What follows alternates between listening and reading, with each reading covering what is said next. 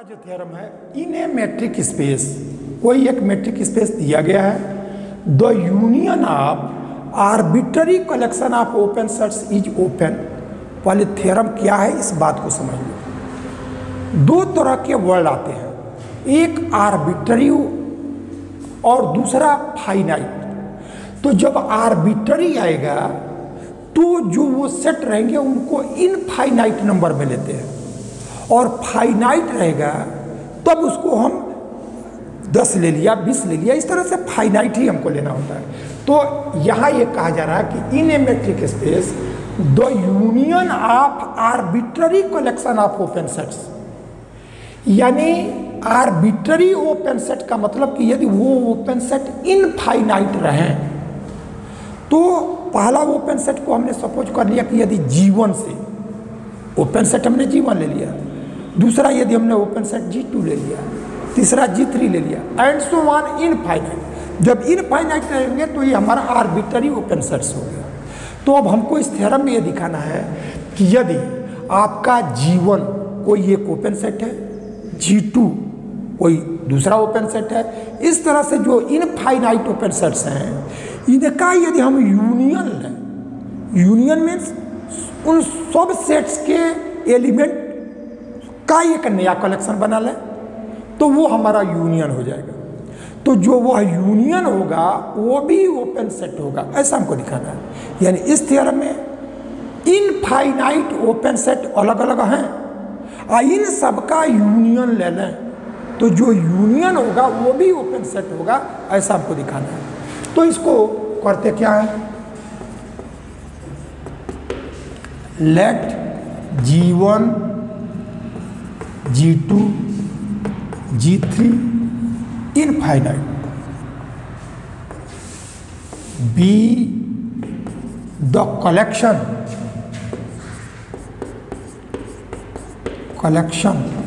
Of arbitrary open sets. अभी हमने क्या लिया कि ये G1 G2 G3 up to infinite ये ओपन सेट ले लिया। अब देखो G1 ओपन है, G2 भी ओपन है, G3 भी ओपन है, जितने हैं सब ओपन है। हमको ये करना है कि ये जितने ओपन सेट्स हैं इसका यूनियन लेना। तो यूनियन लेने के लिए सबका एलिमेंट उसमें आ जाएगा। तो अब हमने क्या किया कि let G is equal to G1 union G2 union G3 up to infinite. तो यह ओपन सेट, इसका भी एलिमेंट इसमें ले लिया, इसका भी ले लिया, इस सबका ले लिया, तो वो हमारा यूनियन से जो सेट आया उसको G कह दिया। तो दिखाना ये है कि यदि G1 G2 G3 ये सभी ओपन हैं तो जो इसका यूनियन G हुआ ये भी ओपन होगा। तो अब दिखाना है G को ओपन हो जाए। तो किसी भी सेट को ओपन दिखाने का हमारा प्रोसीजर क्या है, इसका आर्बिट्ररी एलिमेंट लो और उस एलिमेंट के लिए एक रेडियस ऐसा मिल जाए कि उस रेडियस से जो एलिमेंट इसका लिए हो उसको सेंटर और इस डिस्टेंस से रेडियस लेकर के ओपन स्फीयर ड्रा करो, तो वो ओपन स्फीयर जिसको हमको ओपन सेट दिखाना है उसमें कंटेंट हो जाए। ये बात हम दिखा देंगे तो G हमारा ओपन हो जाएगा। तब हमने क्या किया कि let X belongs to G be an arbitrary element in G का कोई आर्बिट्ररी एलिमेंट ले लिया। अब यह G ओपन हो जाए इसके लिए हमको इस X का एक रेडियस पाना होगा और उस रेडियस की विशेषता होनी चाहिए, उसकी प्रॉपर्टी होनी चाहिए। क्या कि इस पॉइंट को जब उस रेडियस से हम सेंटर लेकर के ओपन स्फीयर ड्रा करें तो वो G में ही कंटेंट हो। तो अब वो रेडियस कैसे मिलेगा, उस रेडियस को पाने का ही आगे हमारा वर्क है। तो अब आप देखो यह X G का लिया गया है और G इन सभी सेट्स के जो एलिमेंट है उनका कलेक्शन है। तो जो यह X इस G में है वो X डिफिनिटली इसके किसी न किसी एक में तो जरूर होगा, क्योंकि यदि ये किसी में न हो तो यूनियन में वो एलिमेंट होगा ही नहीं। तो अब यह एक्स जी में है और जी में इसका भी एलिमेंट, इनका भी एलिमेंट, इसका भी एलिमेंट, तो जो यह एक्स इसका लिया गया उसके किसी न किसी ओपन सेट में होगा। तो अब हमने सपोज कर लिया कि जो यह एक्स है वो एक जनरल हमने जी अल्फा ऐसा डिनोट कर लिया, यानी ये अल्फा हमारा 1 रहेगा तो पहला ओपन सेट आ गया, 2 रहेगा तो ये दूसरा हो गया, तो हमने जनरल एक ओपन सेट ले लिया। तो यह x belongs to G, this imply there exist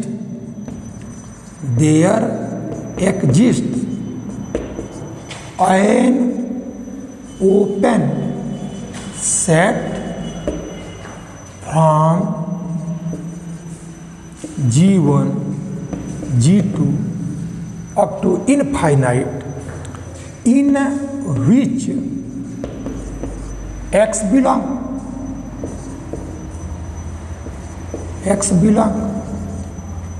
let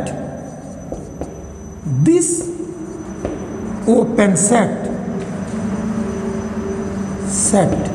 is G alpha. अब जो लैंग्वेज लिखा गया उसका मतलब समझ लो क्या है कि यह हमने G का कोई एक एलिमेंट लिया, तो जब यह एलिमेंट इसके यूनियन का है तो ये एलिमेंट इसके किसी न किसी एक ओपन सेट में होगा। तो अब जिस ओपन सेट में हो उसका हमने एक नाम दे दिया जी अल्फा। यदि यह एक्स को हम ये कहते कि इस जीवन में है तो ये पता नहीं है कि ये जीवन में ही है, वो G2 किसी एक का है, ये तो है, लेकिन किस में है, इसलिए जनरल हमने एक जी अल्फा में। यदि यह G1 में होगा तो यह अल्फा की वैल्यू 1 हो जाएगा, G2 में होगा तो अल्फा की वैल्यू 2 हो जाएगा। तो इस तरह से ये जिस ओपन सेट में हुआ उसको हमने जी अल्फा से कह दिया। अब जी अल्फा क्या है, ये जितने ओपन सेट हैं उन्हीं में से कोई एक है और ये प्रत्येक अलग अलग ओपन सेट हैं। तो यह जी अल्फा अकेले ओपन सेट है, ओपन सेट तो हमको यूनियन को दिखाना है, अलग अलग जो सेट है वो सब ओपन सेट है। तो अब आगे यहाँ लिखेंगे कि since x belongs to G alpha and G alpha is an open set, this imply there exist a radius r greater than 0 such that s x r contained in G alpha. आगे जो बात लिखी गई है उसको समझो क्या है। यह x यूनियन का लिया गया है इसलिए किसी न किसी एक ओपन सेट में होगा। तो हमने सपोज किया कि जिसमें x है उसी को हमने जी अल्फा कह दिया। तो यह x जो है वो जी अल्फा में बिलोंग कर रहा है और जी अल्फा अकेले ओपन सेट है, ये सब अलग अलग ओपन सेट है। तो जब यह जी अल्फा ओपन सेट है तो ओपन सेट की एक प्रॉपर्टी होती है कि ये ओपन सेट तब हुआ होगा जब इसके अंदर जितने पॉइंट हैं सबके लिए एक एक रेडियस मिला होगा और वैसा रेडियस होगा जिस रेडियस से इसको सेंटर लेकर के ओपन स्फीयर ड्रा करो तो इसी में कंटेंट हुआ होगा। तो जब यह जी ओपन सेट है तो इस पॉइंट के लिए भी एक रेडियस जरूर हमको मिलेगा और जो मिला उसको हमने कह दिया आर। तो ये ऐसा रेडियस है कि इस पॉइंट को जब सेंटर लेकर के और इसको रेडियस लेकर के ओपन स्फीयर ड्रा करें तो यह जी अल्फा में कंटेंट हो जाएगा। अब आप देखो कि अब हमने यहाँ देखा इस जी को ओपन सेट दिखाना है, तो ओपन सेट दिखाने के लिए हमने एक आर्बिट्ररी एलिमेंट लिया। अब एम है कि इस पॉइंट के लिए एक रेडियस ऐसा मिल जाए जिस रेडियस से इसको सेंटर लेकर के ओपन स्फीयर ड्रा करें और जी में आ जाए तो जी ओपन सेट हो जाएगा। तो अब हमारा यह एक रेडियस मिला है, इस यक्स के लिए यह एक रेडियस मिला है और इससे जब ओपन स्फीयर ड्रा किया गया तो ये जी अल्फा में कंटेंट है। लेकिन हमको इस पॉइंट को इस रेडियस से ओपन स्फीयर ड्रा करने पर ये जब यह जी में कंटेंट हो जाएगा तब जी ओपन होगा, क्योंकि ओपन हमको जी को दिखाना है। अब आप देखो ये ओपन स्फीयर इसमें कंटेंट है और यह जी अल्फा इन्हीं में से कोई ना कोई एक ओपन सेट है, और ये जितने ओपन सेट हैं सबके एलिमेंट जी में है। तो जो यह जी अल्फा में यह एलिमेंट है और ये जी में कंटेंट है, इसका मतलब यह जी में कंटेंट हो गया। तो यह ओपन स्फीयर जी अल्फा में कंटेंट हो गया, और जो यह जी अल्फा है, ये जी अल्फा है, but G alpha content in G. ये जितने ओपन सेट हैं सब इस जी में कंटेंट है, इसका भी एलिमेंट इसमें है, इसका भी है, तो यह भी इसका सबसेट है, ये भी इसका सबसेट है। इस तरह से ये जी अल्फा जो इनमें से एक आया है उसके भी एलिमेंट इसमें है, तो ये भी इसका सबसेट है। तो हमने यह जी अल्फा कंटेंट इन जी ऐसा लिख लिया। अब आपने देखा कि यह जी का एक एलिमेंट यक्स लिया, उस यक्स के लिए यह एक रेडियस ऐसा हमको मिल गया जिससे वो ओपन स्फीयर ड्रा किया गया, तो यह जी अल्फा में आया, और यह जी अल्फा इस जी में है, इसलिए यह जो ओपन स्फीयर हुआ एस एक्स आर वो हमारा जी में कंटेंट हो गया। तो हमारा जी ओपन हो गया, क्योंकि जी ओपन होने के लिए ये दिखाना है। तो हैंस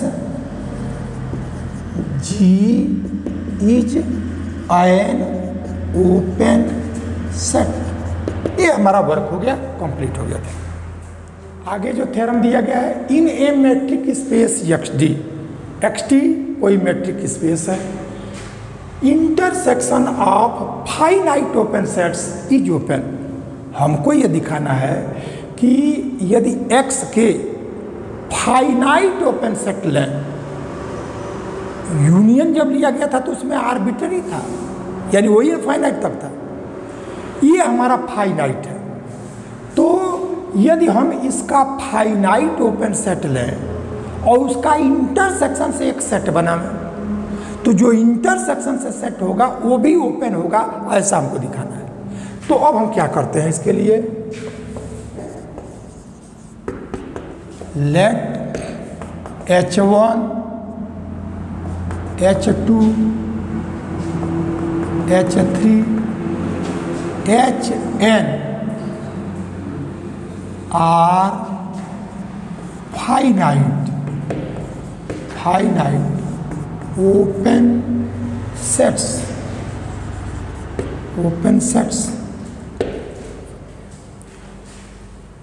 हमने एक H1 ओपन सेट लिया, H2 लिया, H3 लिया और Hn, क्योंकि ये फाइनाइट ही कह रहा है, तो हमने यह फाइनाइट नंबर में ओपन सेट ले लिया। अब हमको ये दिखाना है कि इसका इंटरसेक्शन लें, तो इंटरसेक्शन में वही एलिमेंट आएंगे जो सब में हो। यूनियन जब लेते हैं तो सबके एलिमेंट आते हैं, लेकिन जब इंटरसेक्शन लेते हैं तो जो एलिमेंट सब में रहेगा वही उस सेट में आएगा।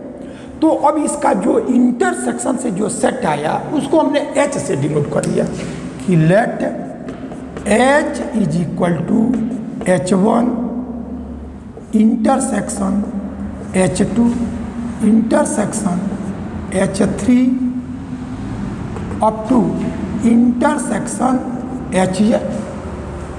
देखिए क्या किया गया, H1 H2 H3 Hn finite number में ओपन सेट लिया गया।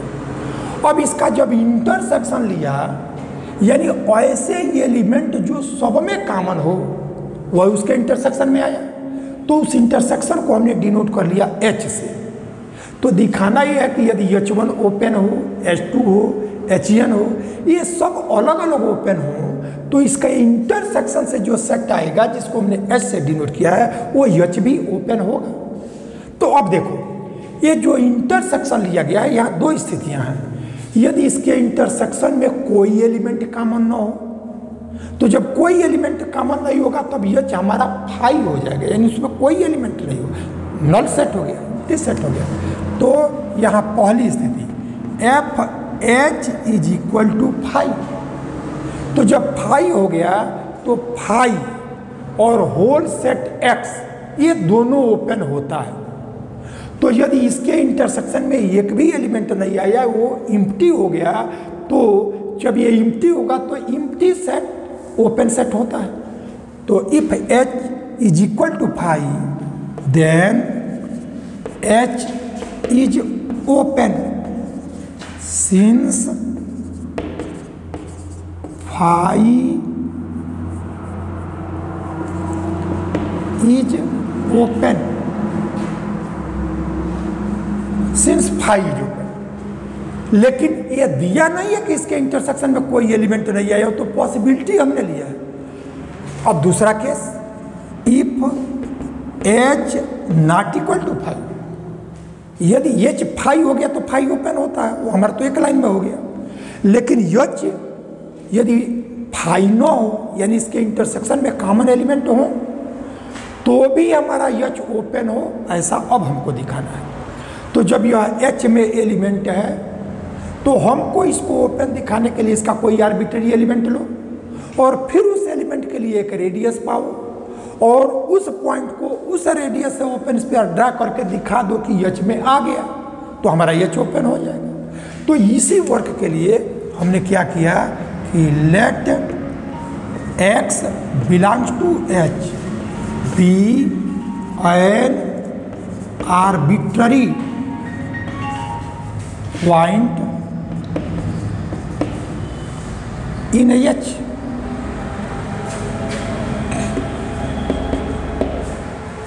H का हमने यह आर्बिट्ररी पॉइंट ले लिया। अब इसके लिए एक रेडियस ही हमको पाना है, और वो ऐसा रेडियस जिससे इसको सेंटर लेकर के ओपन स्फीयर ड्रा करो तो H में कंटेंट हो जाए। अब वो रेडियस पाने के लिए हम क्या करेंगे, उस वर्क को आप आगे देखो। तो यह X H का एलिमेंट लिया गया है, H का, इसका मतलब यह X H1 में भी होगा, H2 में भी होगा, H3 में भी होगा, Hn में होगा, सब में होगा, क्योंकि इंटरसेक्शन है।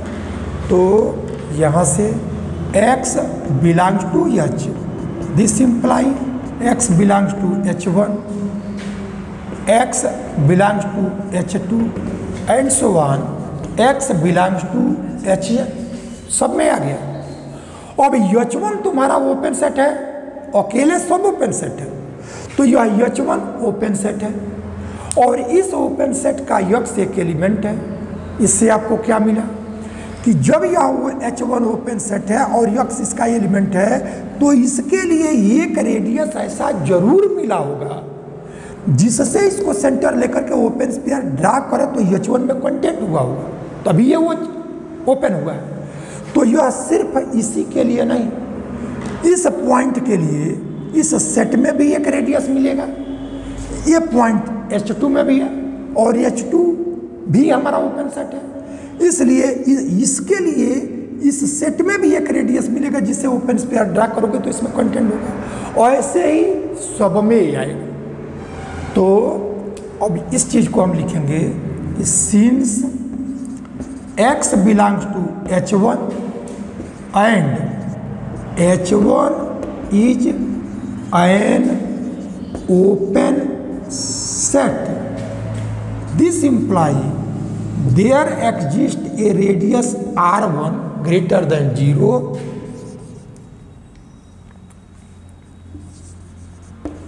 such that as X R1 content in H1। इस बात को ध्यान दो, क्या लिखा गया है, X H1 का एलिमेंट है और H1 आपका ओपन सेट है। तो ये ओपन सेट है, इसका मतलब इसके हर एलिमेंट के लिए एक रेडियस मिला होगा, जिस रेडियस से ओपन स्फीयर ड्रा करेंगे तो ओपन स्फीयर उसी में आएगा। तो इस H1 में जो X है, इसके लिए जो रेडियस मिला है उसको हमने एक नाम दे दिया, कह दिया कि वो रेडियस R1 है। तो R1 वह रेडियस है कि जिस रेडियस से इस X को सेंटर लेकर के ओपन स्फीयर ड्रा करे तो H1 में कंटेंट होगा। तो यह वर्क केवल H1 के लिए नहीं है, ये सभी के लिए। तो ये हमारा दूसरी स्थिति, यह X belongs to H2 and H2 is an open set,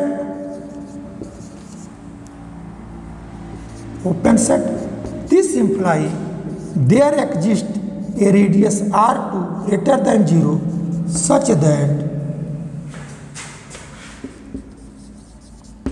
Sx R2 contained in H2। ये प्रक्रिया इन सब में होगा, तो यह x H1 में होगा, उसके लिए भी एक रेडियस मिलेगा। तो similarly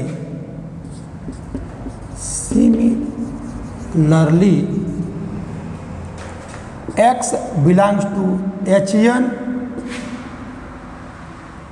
and H1 is an open set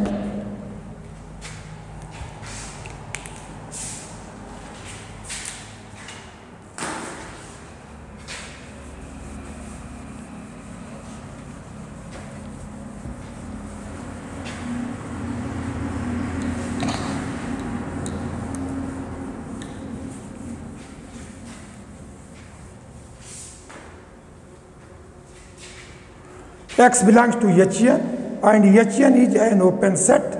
This implies there exists a radius Rn greater than 0 such that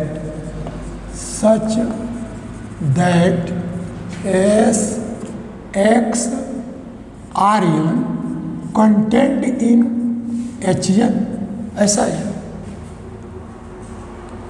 अब आप देखोगे कि ये जितने भी ओपन स्फीयर आए, जैसे हमारा यह x H1 में हुआ, तो इसके लिए जो रेडियस आया R1, तो उस R1 से जब इसको रेडियस से ओपन स्फीयर ड्रा किया गया तो H1 में आया। और ऐसे ही हमारा H2 के लिए जो रेडियस आया उसको हमने R2 से डिनोट कर लिया, और Hn के लिए जो रेडियस आया वो हमारा Rn के लिए आया। अब यहाँ आप देखो, एम है कि यह x H में लिया गया, तो इसके लिए एक रेडियस हमको मिले, और जिस रेडियस से ओपन स्फीयर ड्रा करें तो वो ओपन स्फीयर H में आवे। तो कोई भी ओपन स्फीयर H में तब आएगा जब वो ओपन स्फीयर H1 में भी हो, H2 में भी हो और Hn में भी हो। जब सब में होगा तभी उसके इंटरसेक्शन में आएगा, क्योंकि इंटरसेक्शन के लिए सब में होना चाहिए। तो अब आप देखो, अब जैसे यहाँ एक इसी प्रॉब्लम को समझने के लिए थोड़ा सा आप यहाँ फिगर पे ध्यान दो। सबका सेंटर, ये इस ओपन स्फीयर का भी सेंटर x ही है, रेडियस सिर्फ बदला है। जो दूसरा हमारा है उसका भी सेंटर x ही है, रेडियस बदला है। इसका भी सेंटर x ही है, रेडियस बदला है। तो जैसे मान लो यह x है और इसका रेडियस हमने R1 ले लिया, ये रेडियस हमने R1 ऐसा लिया, और यह ओपन स्फीयर ड्रा किया गया, ठीक है। ये फिर दूसरा रेडियस है, तो वो x सेंटर वही है, तो यह हमारा दूसरा रेडियस R2 हमने ले लिया, R2 आया, यह ओपन स्फीयर हो गया R2। यदि ये R2 R1 से छोटा होगा तो इसके अंदर आएगा, ठीक है। ये और ऐसे हमारा Rn है, यदि ये Rn बड़ा है तो बाहर जाएगा, छोटा होगा तो इसके अंदर आएगा। ये हमने यह ले लिया।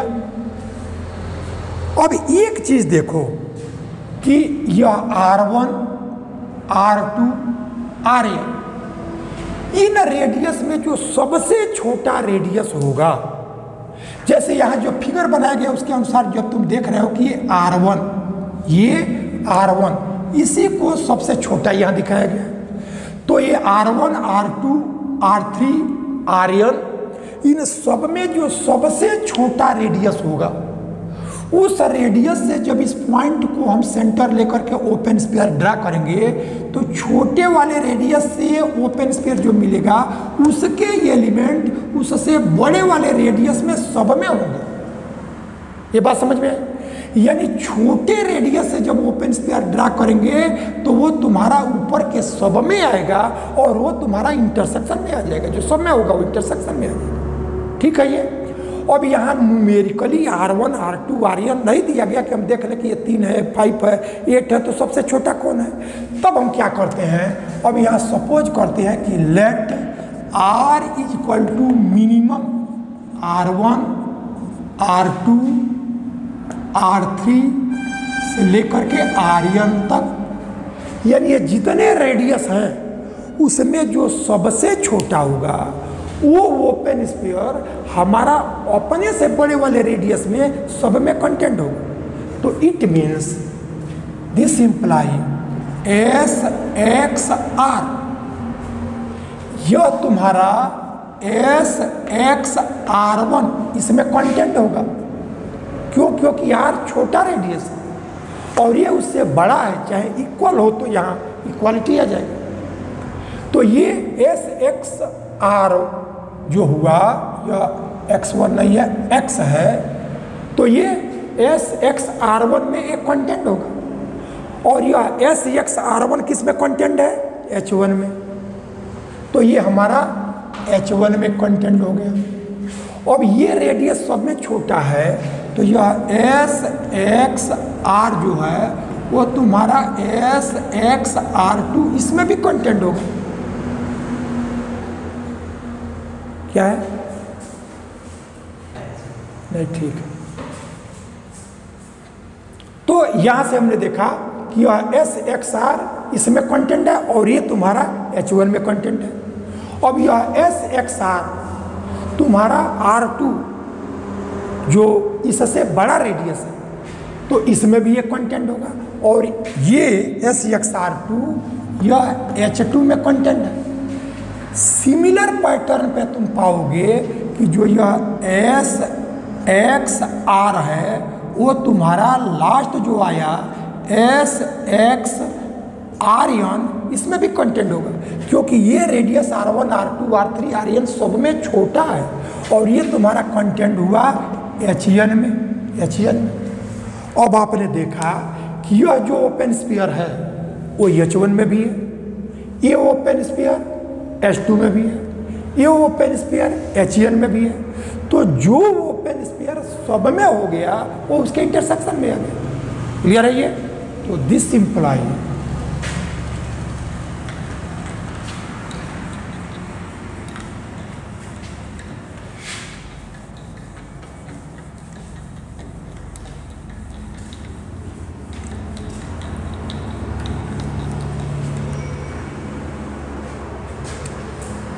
this imply S X R contained in H1 intersection H2 intersection H3 up to intersection Hn।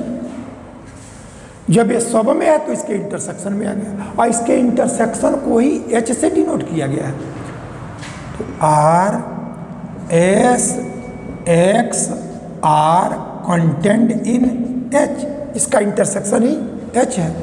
तो हमने क्या देखा कि X में एक एलिमेंट H में एक एलिमेंट X लिया और उसके लिए एक रेडियस हमको मिल गया जिससे ओपन स्फीयर ड्रा किया तो H में आ गया। तो hence H is open, H हमारा ओपन होगा। इस तरह से थ्योरम हमारा कंप्लीट हो गया।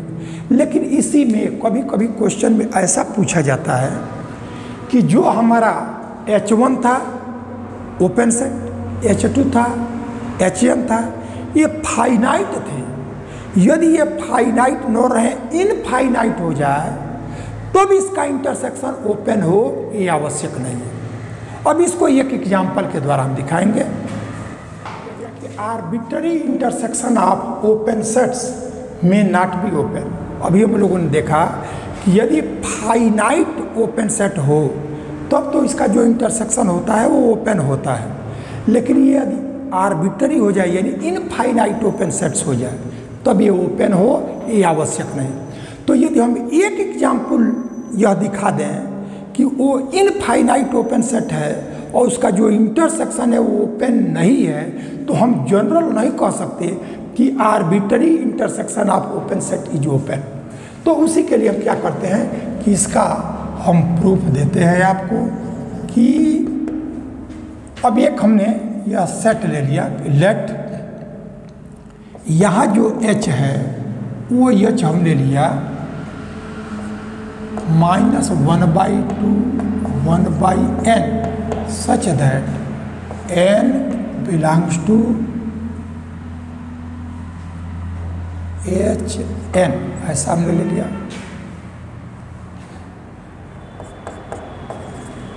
अब आप देखें यहाँ हमको Hn हमने एक डिनोट किया और Hn में यह ओपन इंटरवल है जिसकी वैल्यू -1/n टू 1/n। अब n हमारा जो है वो नेचुरल नंबर है। तो अब इसी में H1 जब हम पाएंगे H1 तो n नेचुरल नंबर है, इसलिए यह H1 -1/1 और 1/1 ऐसा है, यानी ये वैल्यू -1 से 1 तक यह है। तो H1 आया। अब इसके बाद H2 देखो तो n की वैल्यू 2 रखो तो ये -1/2 और ये +1/2। ऐसे H3 करें तो ये हमारा -1/3 और यह 1/3 एंड सो ऑन आगे हम करेंगे। अब आप यहाँ देखिए कि आपने यह एक रियल लाइन ले लिया, यह 0 आपका एक पॉइंट है और यह जो है -1 है। तो -1 का मतलब कि ये 1 डिस्टेंस 0 के निगेटिव डायरेक्शन में -1 और +1 है तो ये इस डायरेक्शन में पॉजिटिव डायरेक्शन में 1 डिस्टेंस पर। तो जो ओपन इंटरवल होता है, ओपन इंटरवल का मतलब कि ये -1 और 1 ये दोनों पॉइंट छोड़ दो और ये बीच में जितने नंबर हैं जैसे यह 0 है, 1/2 है, 1/3 है, 1/4 है, ये सब जो 1 से लेस है। तो -1 और 1 इसके बीच में जितने भी नंबर हैं इसको छोड़ करके वो सब ओपन इंटरवल कहलाता है, ओपन इंटरवल। तो हमारा यह -1 से 1 एक ओपन इंटरवल हुआ और ओपन इंटरवल ओपन सेट होता है। तो इस तरह से हमने देखा कि जो यह H1 आया यह ओपन इंटरवल है और ओपन इंटरवल ओपन सेट होता है, इसका मतलब ये हमारा ओपन सेट है। फिर उसके बाद से H2 तो अब ये हमारा -1/2, यानी इससे अब ये हाफ डिस्टेंस ही इधर हाफ और -1/2 ये है। अब इसका ओपन इंटरवल जो हुआ, ओपन इंटरवल में ये एलिमेंट नहीं लेते हैं, उसके अंदर के लेते हैं। तो हमारा ये -1/2 से 1/2 के बीच के जितने नंबर हैं वो सब यह ओपन इंटरवल कहलाएगा, ये ओपन इंटरवल। तब हमने देखा कि जो H1 है यह ओपन इंटरवल और जो H2 है ये ओपन इंटरवल। तो H1 में H2 कंटेंट हो गया, ये उसका सबसेट हो गया। और ऐसे जब हम H3 लेंगे तो -1/3 और प्लस, तो 1/2 से पहले ही आपका 1/3 पड़ेगा, 1/2 से पहले। और निगेटिव डायरेक्शन में ये हमारा -1/3 इसके आगे पड़ेगा, -1/3। अब ये हमारा यह ओपन इंटरवल हो गया, यह ओपन इंटरवल। अब यह ओपन इंटरवल है, इसको H3 से डिनोट किया तो ये ओपन इंटरवल ओपन सेट होता है। इसका मतलब इसमें हम देख रहे हैं कि ये n की वैल्यू 1 लें, n की वैल्यू 2 लें, n की वैल्यू 3 लें, ये सब ओपन इंटरवल आ रहा है। और ओपन इंटरवल ओपन सेट हुआ, इसका मतलब H1 H2 H3 and so on आगे बढ़ते जाए, ये सब हमारे क्या है, ओपन सेट है। अब हम ये दिखाएंगे कि इस ओपन सेट का यदि इनफाइनाइट तक हम लें तो जो इंटरसेक्शन होगा वो ओपन नहीं होगा। अब आप यहाँ से देखोगे कि जो H1 है इंटरसेक्शन H2 इंटरसेक्शन H3 ये हम लेते जाएं तो H1 ये है, यह इंटरसेक्शन H1 इंटरसेक्शन H2 लिया तो H2 आया। अब H1 intersection H2 intersection H3 लिया तो अब H3 आया इंटरसेक्शन। यानी n की वैल्यू जितनी बढ़ती जा रही है, ये n आपका डिनोमिनेटर में है, इसलिए उसका रेडियस कम होता जा रहा है और जब कम होता जा रहा है तो वो सेट उतना छोटा आता जा रहा है। तो इंटरसेक्शन में जो सेट सबसे यानी जिसके एलिमेंट सब में हमें, तो हम ये देख रहे हैं कि यह H1 से छोटा H2, इससे छोटा S3, तो इन दो का लिया तो इसके इंटरसेक्शन में ही आया, इसको भी ले लिया तब इसके इंटरसेक्शन में ही आया, यानी इनमें जो सबसे लास्ट में आ रहा है इन सबके इंटरसेक्शन में वही आ रहा है। तो जब हम इसको इनफाइनाइट तक लेंगे, तो जब इनफाइनाइट तक लेंगे इसका मतलब यह n इनफाइनाइट को टेंड करेगा, तो 1/इनफाइनाइट का मतलब वो 0 को टेंड करता है। तो ये हमारा -0 को टेंड किया और ये हमारा 0 को टेंड किया। इसका मतलब -0 और 0 ये दो पॉइंट नहीं है, वो एक ही पॉइंट है। तो अब जब इसको इनफाइनाइट तक लेंगे और इसका इंटरसेक्शन लेंगे तो हमको केवल इंटरसेक्शन में 0 ही मिलेगा। ये बात समझ में आई? ये H1 और H2 में H2 छोटा है तो इसका इंटरसेक्शन लिया तो H2 आया। जब S3 भी ले लिया तो इसके इंटरसेक्शन में S3 लिया। अब जब इसको बढ़ाते बढ़ाते इनफाइनाइट तक जाएंगे, तो जब इनफाइनाइट तक जाएंगे तो वो हमारा ये -1/इनफाइनाइट और 1/इनफाइनाइट, तो -0 और +0 और -0 +0 दो वैल्यू नहीं है, एक ही है। जिसका मतलब ये इनफाइनाइट पर वो आएगा और जितना बाद में लेते जा रहे हैं इंटरसेक्शन में वही बाद वाला ही आ रहा है। इसका मतलब जब इनफाइनाइट पर लेंगे तो इन सबके इंटरसेक्शन में हमारा जो आएगा वो केवल सिंगल एलिमेंट है 0। ठीक है ये। तो जब इनफाइनाइट तक लिया गया तो इसके इंटरसेक्शन में यही एलिमेंट है जिसमें केवल एक एलिमेंट है। यह इम्प्टी सेट नहीं है, 0 एक एलिमेंट है, उसमें सिंगलटन सेट है। इम्प्टी सेट होता तो कोई एलिमेंट नहीं होता तब वो ओपन हो जाता, लेकिन ये 0 एक एलिमेंट है इसलिए सिंगलटन सेट है। और अब इसको हमको क्या दिखाना है कि 0 क्या हो जाए, ओपन हो जाए। यदि इन सबका इंटरसेक्शन आपका यह 0 आया है, यदि यह ओपन हो जाए तो ये जो इनफाइनाइट तक हमने ओपन सेट लिया है उसका इंटरसेक्शन लिया है तो वो ओपन होगा। और यदि ये ओपन सेट नहीं होगा तो फिर हमारा इंटरसेक्शन जो इनफाइनाइट तक लेंगे वो ओपन नहीं होगा। लेकिन अब आप देखो, आपने क्या किया कि कोई एक एलिमेंट लिया 0 और जितना भी छोटा तुम रेडियस लो, जितना भी छोटा रेडियस लो, तो जो ये इंटरवल आएगा ये इंटरवल 0 में कंटेंट नहीं हो सकता। ठीक है ये। इसका मतलब 0 के लिए कोई रेडियस आपको नहीं मिलेगा जिससे इसको सेंटर लेकर के ओपन स्फीयर ड्रा करें तो वो इस सेट में कंटेंट हो।